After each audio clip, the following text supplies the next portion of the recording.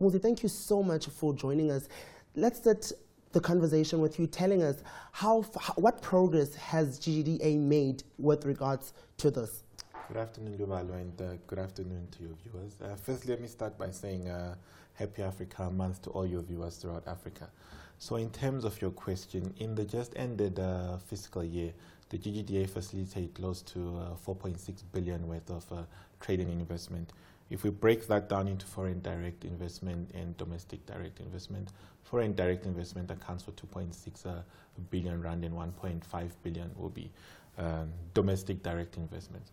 But apart from that, part of the mandate of the GGDA is also to facilitate and empower upcoming exporters with possible in their role of developing as exporters. So we interact closely with the DTI in what is called the Exporter Development Program. So during the financial year, we're also able to assist close to 300 potential exporters and groom them for that. On top of that, there's also a target which we track, which is the number of export trade deals in which we assist Gauteng-based entities to export throughout Africa, and this is in line with our key theme of driving industrialization in the continent. So we have a target of close to 400 million. Last year, we managed to facilitate close to 1 billion trade deals. So all in all, the figures, I'll put it at close to 4.6 in direct investment, and there's close to 1 billion of trade deals that we assisted for Gauteng-based entities into the continent. What programs have you initiated to drive this agenda? I won't necessarily call them programs, but what we have come up with is ways in which the ease and the cost of doing business in Gauteng is greatly reduced. A big thing that we did a few weeks ago is the launch of the Invest SA Gauteng. We've always had the Gauteng Investment Center as an entity based down in Sandton, but what we did is we made, through the DTI, and as led by the announcement by the president, the GIC was absorbed into the Invest SA Gauteng, into the Invest SA family. But what the Invest SA one-stop shops do, they're exactly that, one-stop shops.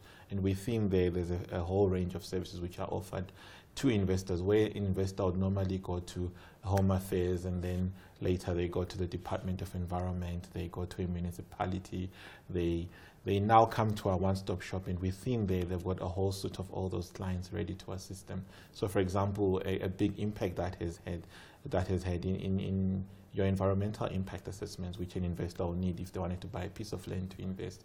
It would normally take a year for that to happen, but now we've reduced that to close to 3 months. So we do have quite a few levers to make that happen. But at the same time, we also give our investors, through our interactions, the opportunity to access key incentives which are rolled out by national governments as well as municipalities. What challenges have you faced in this period up to now? I think, bear in mind that last year was a very difficult economic period. We had 2 quarters of negative economic decline. And when you have that sort of environment, the inflow of investment becomes very, very limited. At the same time, we also had ratings downgrade. But what we've seen is an uptick in that sentiment in the past few months. If you look at, say, economic projection, in October, the IMF projected a flat 0.9% real GDP growth for South Africa for the next 2 years. But the just released statistics in April show that uptick to close to 1.7. So the past challenges of poor sentiment have sort of like waned away, and we're now in a period where we see much stronger sentiment, and we do anticipate much stronger investment inflows as well as economic activity. You made a mention of Africa Month earlier. Yes. What opportunities has Africa Month availed to you?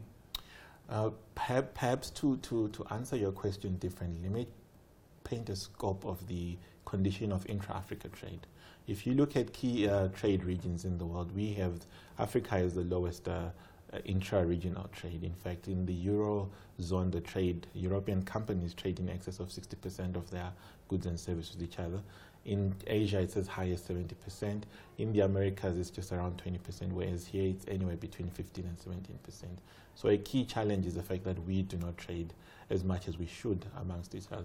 Gauteng accounts significantly for much of that trade, but then the key issue is really that we don't trade as much as we should.